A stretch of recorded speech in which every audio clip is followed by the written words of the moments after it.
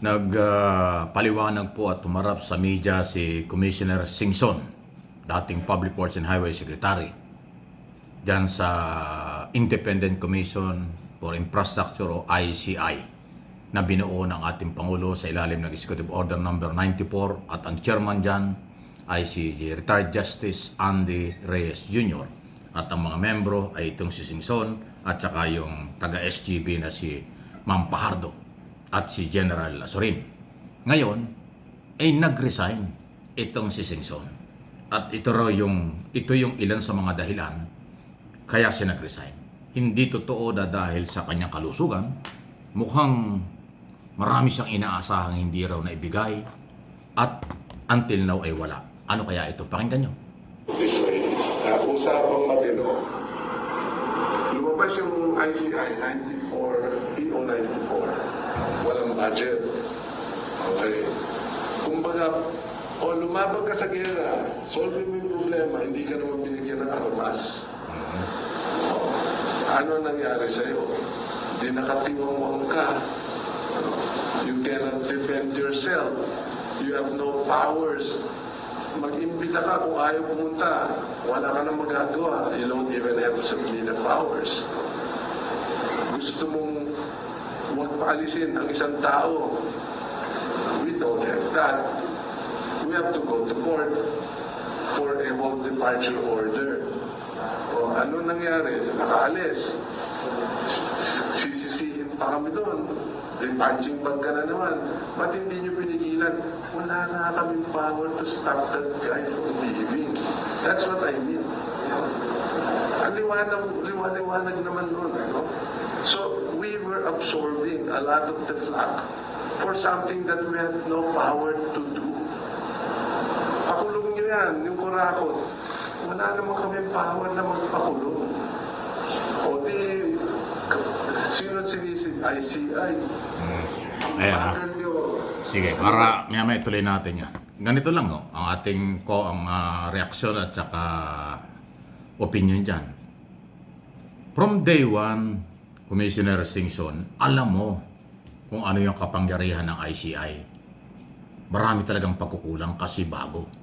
Ang tanong, bakit mo tinanggap? Bakit tumagal ka ng ilang buwan? Kung sa tingin mo'y kulang at maraming dapat na ginawa ang Pangulo o ang Malacanang. From day one, alam ng taong bayan at alam mo rin, Commissioner, na wala kayong police power. Wala kayong content power.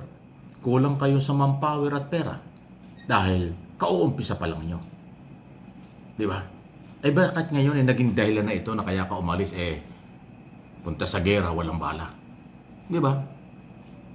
Dapat from day one, alam mo, dapat nung ipatawag ka at inoperang ka ni Presidente ang ikaw ay maging member ng Commissioner, sinabi mo kaagad, o ano ba ang authority namin dyan? Ano ba ang kapangyarihan nitong komisyon na ito? Siyempre sinabi yan at tinalakay yan. Dapat alam mo yan from day one. Ngayon, kung alam mo from day one na kulang-kulang ang maraming kulang, bakit ka nagpatuloy? Bakit mo tinanggap yung posisyon? Tapos ngayon, nagreklamo ka.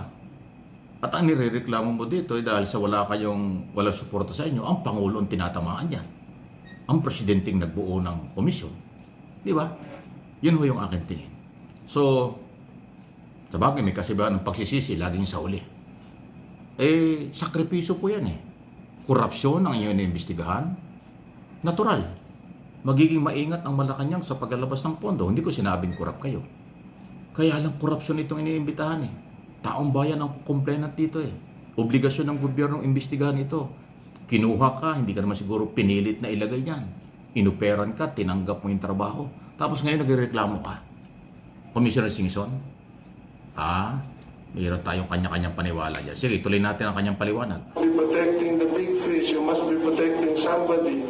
So binato ng lahat sa ICI. That's what I meant when I discussed it with Congressman Elise. Open forum po ito So you said that you will try to make yourself available for the commission even until December 31st at most.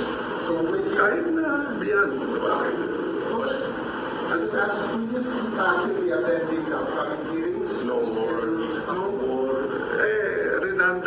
ano naman pakialam ko dun sa magtutuga ka pa, hindi na lang. So, for example, sir, like yung hearing Ayan o. So, ayan. Kaya pumutok din ito kasi nauna kasi pala na nagsusumbong siya at nagbibigay ng hinaing doon sa isang congressman na oposisyon. Ayun pa yung matinding yun, sa tingin ko mali. Kinuha ka ng Pangulo bilang commissioner ng ICI, mag-iimbestiga ka. Pero yung iyong mga hinaing, hindi mo pinarating sa Malacanang. Ipinarating mo kay Congressman Erese ng Caloocan na membro ng oposisyon. Kaya pala si Erese last month, o 2 months ago, dun sa Kongreso, sinasabi niya, mayroong isang commissioner na hindi masaya. Mayroong isang commissioner na palagay ko hindi magtatagal magre-resign. Yung pala, doon ka nagsusumbong. Mayroon pala kayong pag-uusap, text message. Doon ka nagre-reklamo sa oposisyon. Eh bakit? Ano namang authority ni Congressman Erese ng Caloocan? Meron ba maibibigay sa iyong tulong? Ay oposisyon yan. Eh kung yung mga hinaing mong yan at mga text mong yan, ay ipinarating mo sa mga membro ng gabinete, imposibleng wala kang kaibigan dyan. O humingi ka ng appointment kay Pangulong Marcos at tinalakay mo yung iyong mga hinaing na pagkukulang ng ICI. Baka naibigay ka agad, baka naintindi ka agad. Mali eh. So, Commissioner Singson, issue lang po ito. Salamat doon sa ginawa mong tulong sa gobyerno. Pero dahil ikaw umalis na, hindi ka naman pipigilan siguro. Lalo ngayon, binabanata mo pa ang Malacanang na parang pinabayaan kayo. Eh bakit? Yan ang tanong. Bakit kay Erese ka nagsusumbong? Sa bagay, ito ko yung malalim dyan. Sagot, paliwanan ko na para hindi kayo malito. Baka sabihin ng mga iba, oh Mike, anong tingin mo? Bakit nga ba doon? Kasi magkakapartido yan. Si Noynoy Aquino, dating Pangulo, Liberal Party. Itong si Singson, kaibigan ng Liberal Party. Si Egay Erese ng Caloocan, Liberal Party yan. Vice President pa yata. In other words, dilawan pala yan. Dilawan si Singson, dilawan din si Erese, kaya sila ang magkaibigan. Kaya doon siya nagsusumbong ng kaniyang sama ng loob at pagkukulang na hindi na ibibigay ng Malacanang. Di mali. Mali.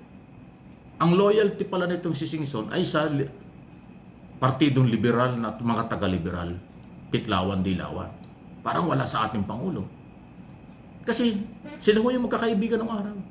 Siya ay matagal na Public Works Secretary ni Noynoy Aquino. Si Egay Erese ay isa sa malapit kay Aquino ng panahon yon. Alam ko, napakaraming project nitong nadala sa Caloocan. Di ba? Pumutok din yung balitang yun ng araw. Masyadong malapit ito si Erese sa Public Works Secretary kaya nakakuha rin maraming project ng panahon yon. So yung pala'y magkakaibigan sila hanggang ngayon. So doon mo ipinarating yung problema. Ay bakit? Hindi naman si Erese ang nag-appoint sa iyo, si Pangulong Marcos. Ayan. Gina-justify ko lang po yung mga butas o pagkakamali. Alam niyo, bigyan ka ng trabaho ng Pangulo. Bigyan ka ng pagkakataon ng Pangulo. Malaking bagay po yun. Di ba? Pero yung hindi mo ipinarating sa kanya yung problema at pagkatapos sa oposisyon mo pa ibinigay, naloko na. Kita niyo yung ginawa ko. Okay? Galing ako sa pribadong sektor, nagpunta ako ng Channel 4. Dinala ako dyan sa Channel 4, kinuha nila, nilagay ako dyan. Noong September 2022. Pero dahil nga na-discover ko maraming kalokohan dyan sa Channel 4 at saka PCO, in-expose ko na yung kailang mga maling ginagawa. Kaya kami nagkasundo, umalis na ako noong September 5 nitong 2025. Pero ipinarating ko sa Office of the President at sa mamamayang Pilipino kung anong dahilan kung bakit may mga kalokohan dyan sa Channel 4. Nationwide, worldwide, nag-broadcast ako ng mga katiwalian nila. So, hindi lang isumbong ko sa Pangulo, isinumbong ko sa mamamayang Pilipino. At vindicated naman ako dahil totoo. Kaya nga lumabas doon sa mga budget hearing, inamin din ng acting secretary ng PCO na talagang totoo yung sinabi ko. Meron talagang tumutulong mga kisame at mga walang aircon ng mga opisina. So, totoo. Di ba? Hindi ako nagkulang. Dapat yan ang ginawa ni Singson. Di ba? Gumawa siya ng paraang iparating sa Office of the President sa mga kinukulang sa gobyerno bago ipinarating sa oposisyon. Dinala mo sa oposisyon kay Erese. Si Erese ang nagkalat ng mga text message niyo at pag-uusap noon pa hanggang ngayon. Nabulilyaso tuloy. Ayan. So, kayo pong mga mamamayang Pilipino, akin lang kung binibigyan ng analysis at opinion ng mga nangyayari. Kayo na pong bahala kung kayo. Kayo ba'y naniniwala kay Singson? Sa tingin ba niyo tama ang kanyang ginawa o mali? Nasa inyo po yun. Kasi ang dating ng kanyang mga paliwanag ngayon may pagkukulang ang Malacanang. Ay sino yon? Ang Pangulo. Sinisisi niya may pagkukulang daw.